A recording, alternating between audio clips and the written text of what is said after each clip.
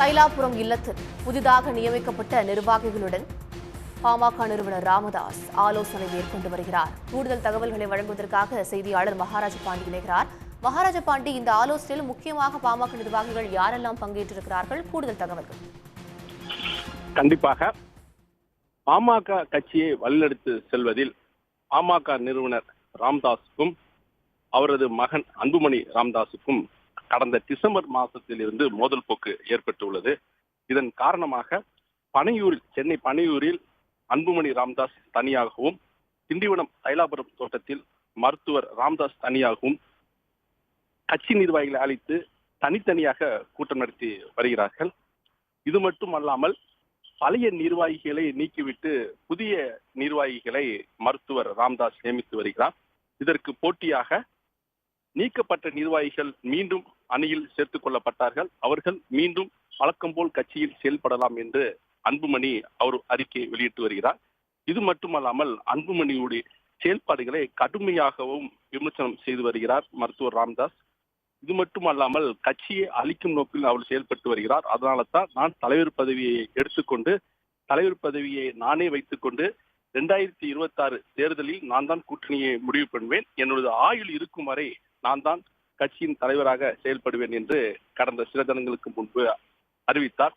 இதை தொடர்ந்து அன்புமணி ராமதாஸ் முக்கிய நிர்வாகிகள் அடங்கிய கட்சியினரை அழைத்து பொதுக்குழு கூட்டம் நடத்தப் போவதாக அறிவித்திருந்தார். இன்று முதல் அந்த பொதுக்கூட்டம் நடக்கும் என்று அறிவிக்கப்பட்டிருந்தது.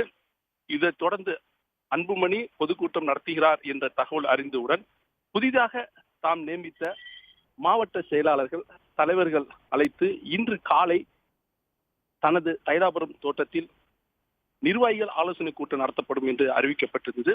இதற்காக சுமார் 50 மாவட்ட செயலாளர்கள் 50 மாவட்ட தலைவர்கள் காலை முதலே தைலாபுரத்தில் குவிய தொடங்கினர்.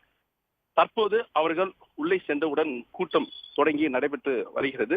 இந்த கூட்டத்தில் ராமதாஸ் தலைமையில் கூட்டம் நடைபெற்று வருகிறது. இதில் பன்னீர் சங்க தலைவர் அருள்மொழி, கௌரவ தலைவர் ஜி.கே. மணி, தலைமை நிலை செயலாளர் அன்பழகன், அரசியல் ஆலோசனை குழு தலைவர் தீரன், சேலம் எம்எல்ஏ அருள் உள்ளிட்ட நிர்வாகிகள் பங்கேற்று தற்போது கூட்டம் தொடங்கி அவர்கள் பேசி வருகிறார்கள். விவரங்களை பதிவு செய்தமைக்கு நன்றி மகாராஜ பாண்டி. நாங்களும் எவ்வளோ முயற்சி எடுத்து ஒரு நல்ல தீர்வு, காலந்தாழ்த்தாமல் தீர்வு ஏற்படணும்னு சொல்லி முயற்சி பண்ணோம். அது ஏனோ தெரியல, காலந்தாழ்த்தி போயிட்டே இருக்குது. இப்போ நாங்கள் நினைக்கிறது எல்லாமே யார் என்ன சொன்னாலும் என்ன பேசினாலும் இருவரும் உட்கார்ந்து மனம் விட்டு பேசணும். பேசினா தான் சுமூகமான தீர்வு ஏற்படும். பாட்டாளி மக்கள் கட்சி என்பது மருத்துவர் ஐயா அவர்களை நிறுவன தலைவராக கொண்டிருக்கிற கட்சி தான் பாட்டாளி மக்கள் கட்சி. இதில் எந்த மாற்றமும் இல்லை. பாட்டாளி மக்கள் கட்சி என்பது மருத்துவர் ஐயா அவர்களை தலைவராக கொண்டிருக்கிற நிறுவனராக கொண்டிருக்கிற இயக்கம் தான் பாட்டாளி மக்கள் கட்சி. ஐயா 2 கூட்டம் நடக்குது, ஒன்று அதெல்லாம் எனக்கு தெரியாது சார்.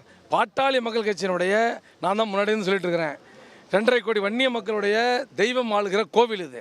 எங்கள் குலதெய்வம் கோவிலுக்கு நாங்கள் மாவட்ட செயலாளர் அடிப்படையிலும் சட்டமன்ற அடிப்படையிலும் வருகின்றிருக்கிறோம். நாங்கள் எங்களுடைய இடஒதுக்கீட்டு போராட்டத்தை பற்றி நாங்கள் பேசுகிறதுக்காக, இளைஞர்களை உற்சாகப்படுத்துறதுக்கு, நிர்வாகிகளை முடுக்கி விடுறதுக்காக தான் இந்த கூட்டம். அன்புமணி சென்னையில் பொதுக்கூட்டம் போடுறாங்க, அதற்காக தான் இந்த அவசர கூட்டம்னு சொல்கிறாங்க. அது உண்மைதானா? அதெல்லாம் ஒன்றும் கிடையாது.